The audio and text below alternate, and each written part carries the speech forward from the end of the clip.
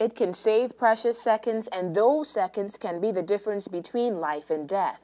The much-talked-about TCI 911 system is making strides.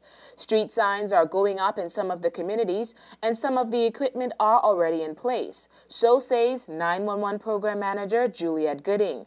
But there are questions as to why it is taking so long for the 911 systems to be in place, especially during the recent crime surge in Provo. Gooding said there is a key component needed before the system can be operational.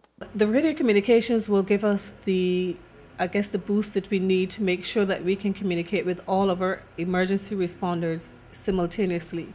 That is the major thing that I'm concerned about, because while I know the public is looking forward to us opening the center, we want to be able to give them the best service possible.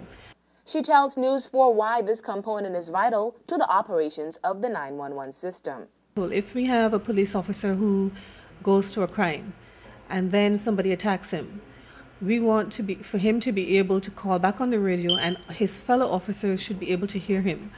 Or if we send an ambulance to a scene and they need police assistance, we don't want them to have to pick up their cell phone, dial a number, and come back to us. We want them to be able to talk to us by radio.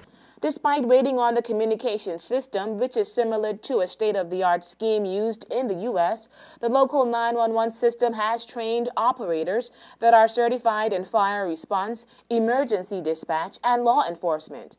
Also known as the Bible of a 911 center, the team has a guide card. These cards have all the pre-arrival instructions like CPR and other emergency techniques.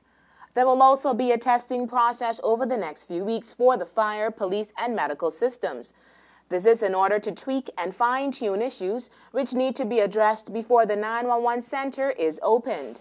We're really looking forward to that. The staff, I know they're very excited. They've been trained for a while now and they're just waiting to get going. So I don't want them to lose that enthusiasm. Gooding said in order for the system to work correctly, residents should make sure street signs are erected and house numbers are up. For more information, persons can call 946-5255. My name is Narissa. I am a dispatcher.